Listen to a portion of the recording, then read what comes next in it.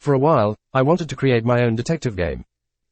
But always one question come into my mind. What makes a detective game great?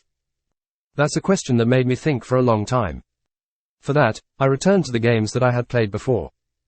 First, let's start with an Ace Attorney. It's not fully a detective game, but it does have its core. The mystery. If you played Ace Attorney, you know that finding a witness's lies feels satisfying in that game. How it manages to do is, hiding its mystery behind its dialogue puzzles. Not just that, also combines its puzzles with satisfying animations to make you feel you are progressing with each step. With every correct step, you see the witness get agitated more and more. Then the finale step kicks in with strong music, and the moment you manage to extract truth from them, they get broken. You feel great and satisfied. You beat the challenge and also find the next clue that helps you to advance one more step in the way of the truth. That's what it makes it interesting. Then let's look at another example. Hotel Dusk. It's a game about a simple mystery game with strong characters.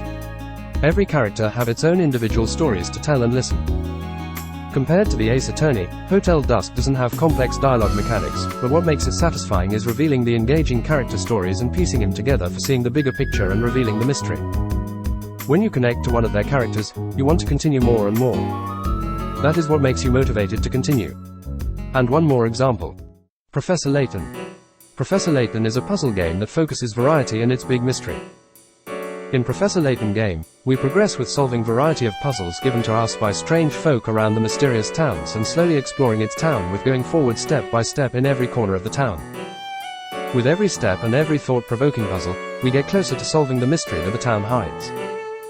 Its focus on variety always makes sure to keep the player up for surprises, and its mysterious locations gives us motivation to progress more and more. So, location and variety itself is important as well. After thinking about these examples, I started to write my ideas. With taking into account the small budget I have, I decided that it can't be big, so it's have to be in a small area but full of interesting objects to explore to keep the player engaged. Also, for making it easier to explore these objects, I decided my game needs to be first person. I can't have lots of animations either, so I need to select what's necessary to give the information that is easy to understand. Music will be limited with free license music, so I need to be careful about what to use and where to use. Variety won't be big, so I need to push its puzzle mechanics to the limit to give sense of progression.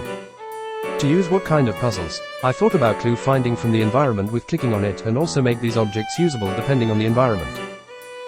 Also questioning mechanics for the NPCs that we can ask about clues or question their witnesses.